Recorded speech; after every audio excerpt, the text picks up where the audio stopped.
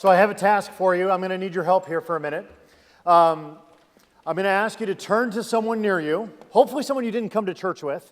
Find someone near you, introduce yourself, and you're going to ask them this question. What was a time that you experienced hospitality, where someone made you feel really welcome? Do you know what I mean?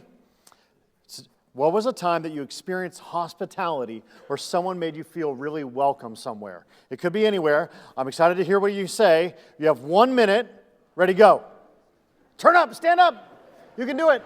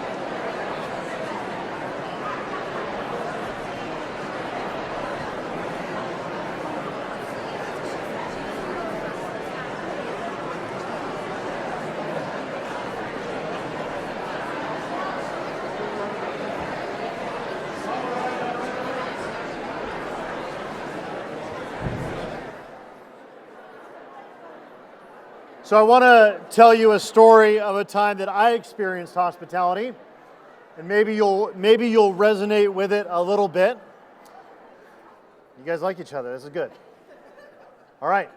So one time I remember my wife and I, we were traveling in Southeast Asia, and we experienced radical hospitality once. And my wife and I, we have very low budgets, but very high expectations. And so it's very hard for us to find like the right spot. But man, one day we got really lucky. We found this one hotel. We were on a little island somewhere, and we found this one hotel that was just opening, so they were going all in. And it was only like $60, and we're like, okay, that's about what we can do. And so we did our thing. And when we get there, it was just a beautiful lobby. It was gorgeous. They greeted us. They sat us down. They brought us like a little thing for our faces to cool ourselves off with some fresh tea. You know what I mean? And we're like, okay, all right, this is what we deserve. This is awesome. We paid enough money for this. Anyway, but I'll never forget. As we were walking to our room, which was, it's all outdoors, and we had this little cabin thing. As we were walking to the room, there was someone that walked ahead of us and laid down little rose petals for every step that we took, so that every step that we took was greeted by a very soft and bouncy petal step. And we were like, this is amazing. And as we got to the door, of course, there was a bowl of water prepared that was had this special smell and fragrance in it. And they washed our feet before we entered into the room. And I've never forgotten it. When you experience radical hospitality or someone that shows incredible hospitality to you, it sticks with you, it stays with you, because really I feel like that's what I deserve all the time, right? There's something about us that wants that, because we know that that's the way it's supposed to work. When someone's coming, that's a guest that's special, you prepare for it, and you get ready for it. And I remember when our first child was about to be born. Baby Grace was coming, and she was our first, and so, we didn't know what to do, but here's what we did know, is that one of our key responsibilities as parents with the birth of a child coming was to prepare the room. Right? And so we had a room where Grace was going to be, that was going to be her room. And so what we did is we, of course, we paint everything, and we go to IKEA and spend God knows how much money, way more than that hotel. But we buy the crib, and we get the toys in the corner all set up. And then we have this place where all of her clothes are going to be, and the diaper changing table, and there's the little thing that's going on. We spent all this time and energy getting the room ready, because we knew that when she came, man, we need to have a place prepared for her. And so I can still remember, we bring her home from the hospital, and she's so little, but I can tell you how good it was for us to know that we had a place to take her to when she came. And so there she was. When Theodore was born, he was our second one. Like 1 week before, we were like, we better get ready. What are we going to do? We weren't prepared at all. But that's not how it's supposed to be. The way it's supposed to be is when you know something important is coming, you get ready. And you prepare everything just right. Well, one day, God knew people were coming. And He made the world. If you go all the way back to Genesis chapter 1, Genesis chapter 1. Like, take yourself back there. God knew on day 6 people were coming. In fact, that's what he wanted to do from before he started day 1, was he had this vision that he wanted to build a place where he could connect with people, where him and Adam and Eve could walk around and do things together. And he had to sit down, Jesus and the Holy Spirit, before Adam and Eve were ever on the scene. And he thought to himself, I'm going to create a place. I'm going to create a space where we can thrive together. And so on day 1, he goes, okay, if Adam and Eve are coming, if baby Grace is about to show up, here's what I'm going to do. First thing that he does is he takes the chaos, he unclutters it, and he makes a space where people can stand. He made the dry land. And then he made the stars and the sky, and he goes, this way they'll know when to sleep, and that way they'll know when to wake up. And he had the stars all set up. And then he said, you know what, I have an idea. I'm going to make a garden. And I'm going to make this garden so beautiful that when they come, they can spend time in it. They can be comfortable in it. There won't be winter. There won't be winter, and it'll just be this gorgeous place. And I mean, this is how I like to think of it, is he made the animals, and he made the trees, and he made the lakes, and he made the rivers. And I imagine if you could go back in time, picture God doing this, where he's saying, all right, I have this idea. When Adam gets up in the morning, I want to make sure that there's like a stump right over here so that he can sit on it right away. And then I want the sun to come up right over here so that when he wakes up, as he opens his eyes, he has a beautiful view that's already prepared for him. And then I want this bush over here with all the right fruit and all the right food over here so that he doesn't have to go too far because he's just waking up. And so you can picture God arranging every blade of grass, every last detail for Adam and Eve because he wanted it to be just right for the people that he loved. You don't really probably think of this when you read Genesis 1. You probably read it like a science textbook. I read it like God preparing a place for people that he loves because that's what God does when he loves someone. In fact, he didn't just do this in Genesis 1. He does it all throughout the Scriptures. And so as they go down to Egypt and Moses frees them from Pharaoh and they're heading up north and wandering out around in the desert, they're wondering to themselves, where are we going to go? If we're not going to be slaves in Egypt, what's going to happen to us? And there's a phrase that you might have heard before. God was going ahead of them to prepare a place flowing with milk and honey, right? So that when they got to the promised land, which they eventually did, God had it set up and arranged. He was going to kick out all the evildoers, and they were able to walk into the promised land, get this, with houses already built, with vineyards that had already been planted, and so that when they arrived at the place that God had and wanted for them to be in, it wasn't like they showed up and God was like, well, you got to make your own bed here. Instead, he had it all arranged where there were roads already paved and the food was ready so that when they came, everything was prepared. And here's the big idea that I want to pitch to you today, is that one of the primary ways that God shows love is by preparing places for people to thrive. He shows hospitality and he shows grace by preparing a place for people to come alive. And when Jesus came, what he did is he said, here's the big commandment. Love the Lord your God with all your heart, soul, mind, and strength, and love your neighbor as yourself. But one of the great things about love is nowhere in the Bible does God say, I love you. Did you know that? It says this instead, is that God shows his love for us in this, that while we were still sinners, Christ died for us. For God, love is an action, and it's not an emotion, but it's an emotion rooted in something that translates into making a difference. And the way that God shows his love for people is he goes ahead of us to prepare a place for you and I to thrive. He walks ahead of us with rose petals to let us know that wherever he's going to take us, we're going to be okay. And so that's what we're going to talk about today. And the great irony of the Scriptures, of course, is that when Jesus came, it couldn't have been more different. When we arrived, God prepared a garden. And when Jesus came, things were a little bit different. Today I'm going to read Luke chapter 2, 1 through 7, and I want you to pay attention to the ways in which we did not show hospitality to Jesus. I invite you to pay attention to the screen as I read. It says this, in those days, Caesar Augustus issued a decree that a census should be taken of the entire Roman world. This was the first census that took place while Quirinius was governor of Syria. Prayers for Syria today. And everyone went to their own town to register. So Joseph also went up from the town of Nazareth to Galilee in Judea, to Bethlehem, the town of David, because he belonged to the house and the line of David. He went there to register with Mary, who was pledged to be married to him and was expecting a child. While they were there, the time came for the baby to be born, and she gave birth to her firstborn, a son. She wrapped him in clothes and placed him in a manger because there was no guest room available for them. All right, so when Grace was born, I remember we spent all this time getting the room ready, right? And one of the rules when you're about to give birth to a child is you do not travel before you give birth, right? And of course, doctors tell you not to get on planes, and you never want to leave the safe space. But I picture this, is that Mary and Joseph, they knew this baby was coming, is they had probably been preparing their own room. They had probably been making sure that they had a nurse available or someone that could be there for the birth that knew what to do. Probably Mary's family, because Mary was a teenager at the time. Mary's family was involved in preparing spaces and getting everything ready. And so here they were, ready for the birth of Jesus. And instead what happened is they got an email from the governor that said, hey, your government needs you to leave and to go to this place in order to be registered. And of course, she emailed back and said, hey, are there any exceptions made for women that are about to give birth? And in those days, a decree from a governor, a decree from whoever Quirinius was, meant that that's exactly what you did if you wanted to live. And so it didn't matter that she was pregnant. It didn't matter what was going on in her life at the time. She was just told that even though it was month 8 going on month 9, she needed to get on a donkey and start heading south wherever she was going to go.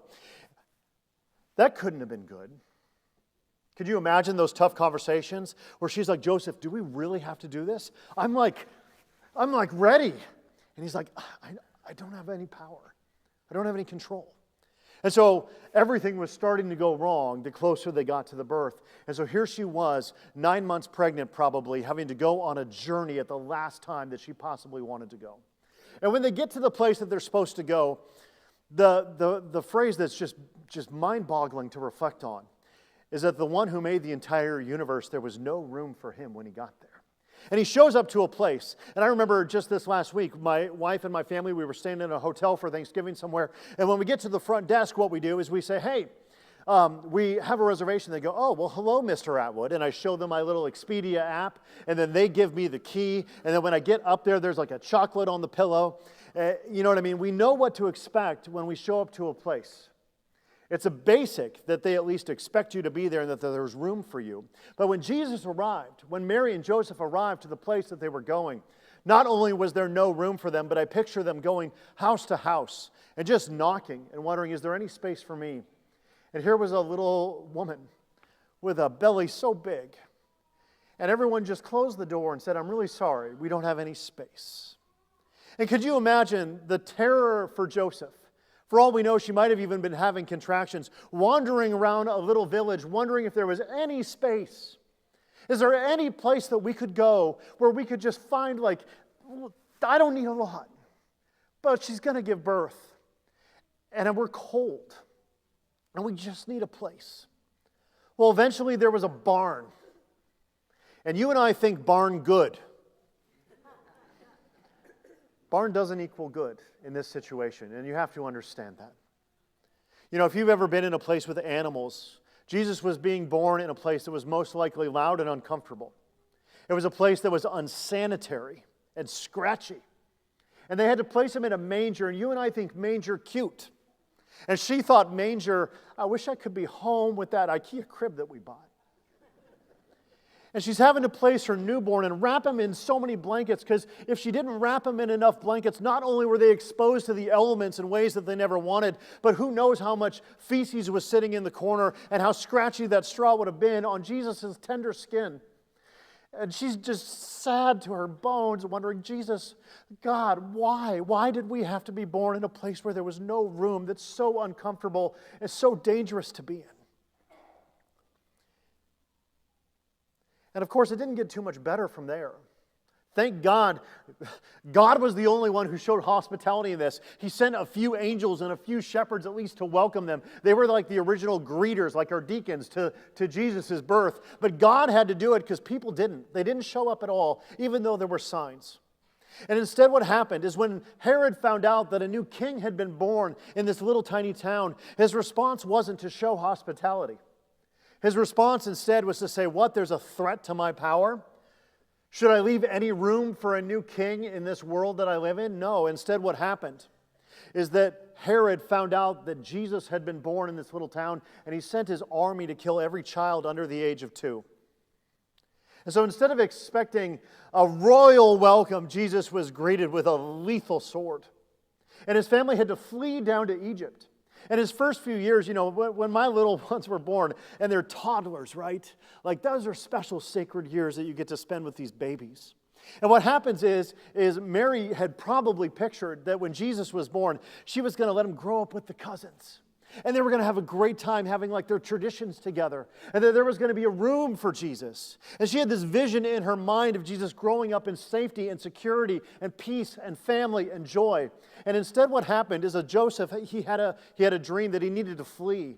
And so that the army wouldn't kill him. And they fled down to Egypt. And so all of Mary's dreams were crushed when, in a foreign land, where they didn't speak the language, and they had to run around in order to find a space to live. You can imagine Joseph, who didn't speak the language, walking around in Egypt asking if there's anyone who needed work done so that he could make just enough money so that they could have just enough food for their little baby. This was the world he came into. And the irony is there was no room for him. He was the one that created everything. He had built everything. And he shows up to the world that he made, and he was immediately rejected and kicked out and born in an unsanitary, disgusting place. There were no rose petals. There was nothing.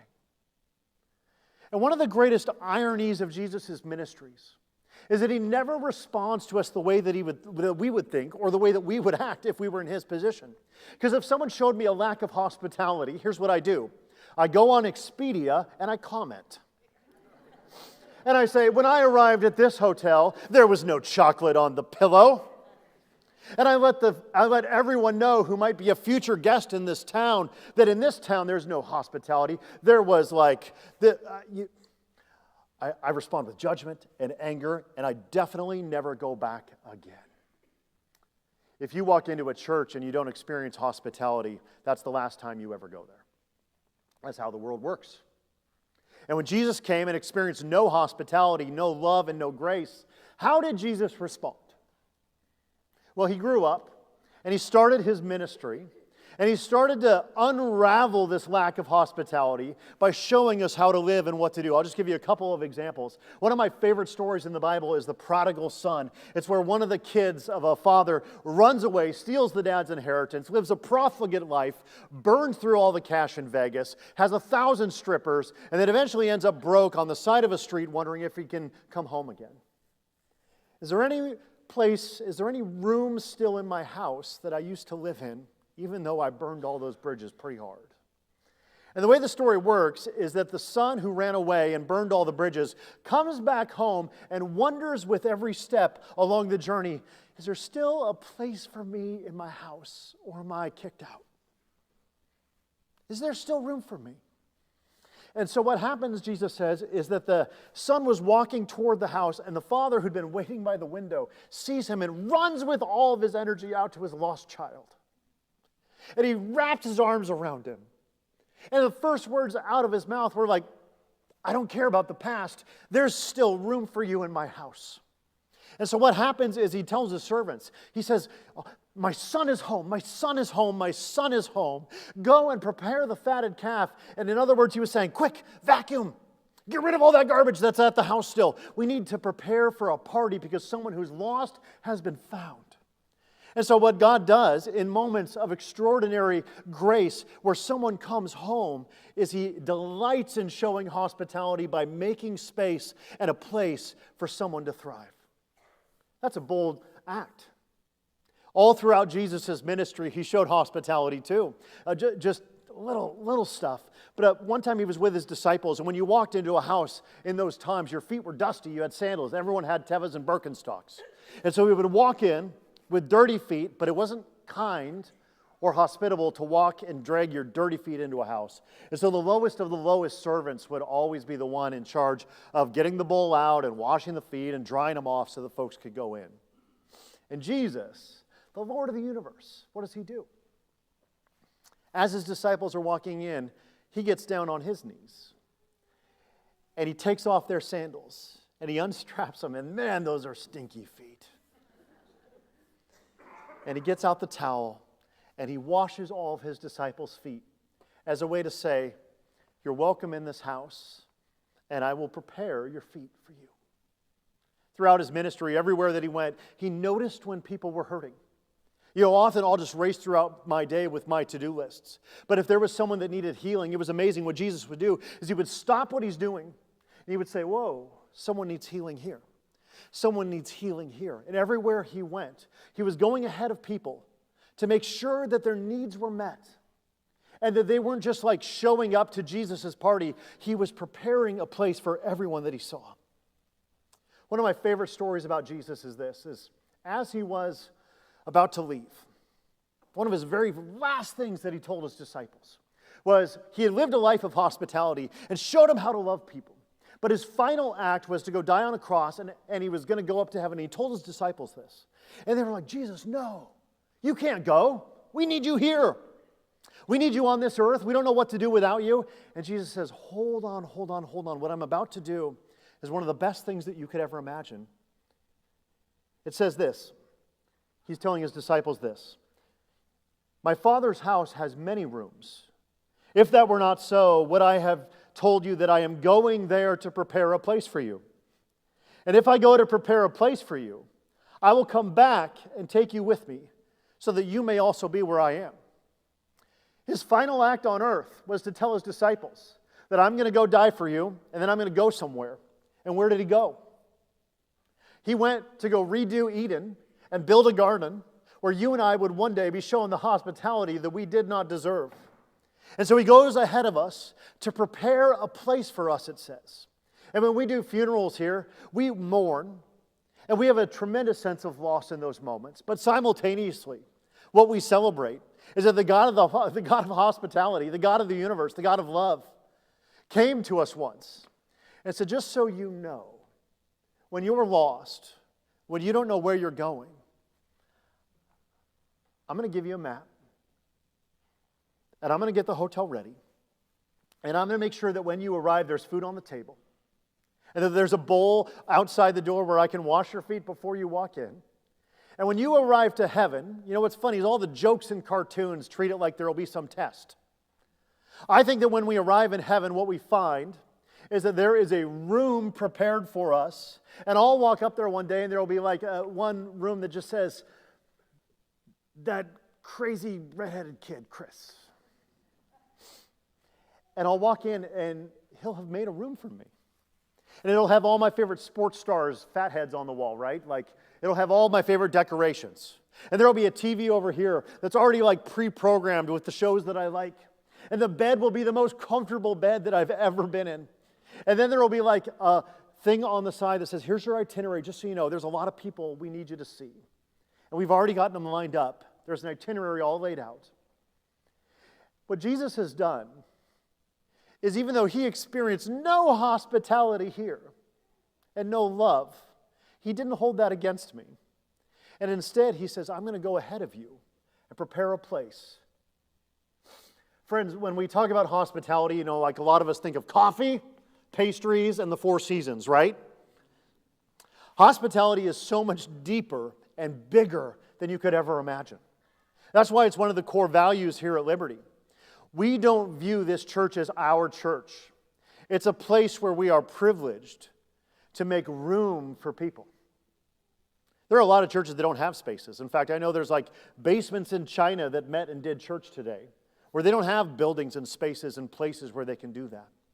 But what we do here at Liberty, to the best of our ability, is fulfill our mission and our vision. And our vision is to be a place where all people are welcomed into Liberty's historic family of faith. And in order to do that, what we have to do is make room. Make room. Christmas is really busy. There's not a lot of room. You know, I moved from Southern California to come here. And in that place, you know, you pay double the cost for a third the square footage in a house, right? And so like we had to double park our cars in order to get in our driveway. I mean, that's how tight everything was there. Everything was so squeezed. And when we came here, what was amazing is we moved into this house over here, and we had rooms that we don't even use now. We felt like gods. Just teasing. That's probably not a good church joke. But like, we would walk in and I'd be like, Jen, let me introduce you to this room we don't use. And we felt so important because we had so much space and so much room. And now we have guest rooms and we have storage facilities. And it's been 2 years since we moved in. And guess what's happened? Now we have no room. We filled every space and every nook and cranny with like things that we don't need, that aren't important to us. And now when we get something, we wonder if there's enough room. We have like a 3-car garage thing, and I still park one of my cars outside because I don't have enough room. I'm not proud of myself. You and I both, though, I assume, have the tendency to take all the space that we have and fill it with things. And then Jesus is wondering, is there any room left in the inn for me in your heart, in your life? One of the hardest parts of my life is even just trying to carve out 15 minutes every day where I just don't do anything but try to spend time with Him. I'll end with this story. I was, so we've got this Ohio mansion, you know what I mean, compared to California. And one of the great things I love about it is I get to mow, and I love mowing. It's one of my favorite parts of my week. But simultaneously, one of the things that I hate the most are leaves. I've learned to hate leaves with so much passion. And we live with this forest that like not only drops just an infinite amount of leaves, but then gently blows them across the whole lawn. And so I was that neighbor that up to last week had not gotten rid of my leaves yet. You know, I've got a moderately full-time job as well as a family that's busy. And so like it just wasn't a high priority. But the more days that went by, the more shame I felt because I have a neighbor across the street that has the most perfect lawn in the history of lawns. And he's retired, and I see him out there all the time. I mean, this guy, it is perfect. Not only does he blow it all and make it all look gorgeous, he has like some special device vacuum where he individually picks up every leaf with the vacuum. And so we're talking like it is perfect. And it looks even twice as good across the street from my dumpster yard. And so I've got leaves scattered everywhere. And his yard is perfect. And just this week in negative 400-degree weather, I decided was the right time. And so I had on my every amount of clothes that you could wear and gloves, and I'm out there with my blower, in the wind, and of course, it decided to blow at the same time, so I'm blowing this way, and for every 2 leaves that go that way, 1 leaf blows back in my face, and I would take a break every 20 minutes because I'm freezing to death out there, and I'm running out of gas, both spiritually, emotionally, and practically, and I'm blowing these leaves, and I have about 2 hours to go, and I'm dying. I've got so much work to do. And I'm blowing and I'm blowing and I'm blowing, but all of a sudden I hear this noise next to me that's like, what is that? And it was the sound of another blower that just showed up, and it was my neighbor from across the street that saw me out there working so hard. And he shows up with this industrial blower to my little nut. Yeah, it wasn't working. He shows up next to me without even asking, without even wondering if I needed help, just to give me some help. For a young guy across the street. He's retired, but he just knew, he had enough space in his life where he was just looking out a window wondering, how could I help? How could God use me? And so he just shows up and doesn't even ask, and he helps me, and we blow leaves together for an hour. I ran out of gas with mine, and he just says, it's okay, I'll finish. And he just did it by himself. And I just kind of stood there watching like a total idiot. And eventually, he felt bad for me watching him, and so he just let me finish. So he actually took it off and just to make me feel like I was important. And I just said, thank you, thank you, thank you, thank you. And he just said, well, that's what neighbors do. And he said, he didn't know this. He knows I'm a pastor, but he didn't know that I was going to say, wow, love your neighbors, you love yourself. And the way that you show love is by creating space in your life so that all the room isn't crowded with you, but instead is open to see how God can use you to make room for someone else. Hospitality is not coffee, although that's a piece of it. Hospitality is a way of living your life like Jesus did that says it's not about me. Instead, I'm going to use every ounce of my energy to carve out space and to create place so that people around me can thrive.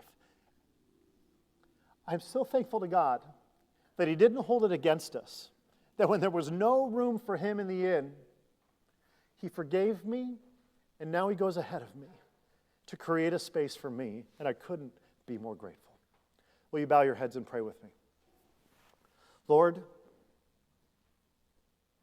you are the ultimate builder, creator, space maker, designer.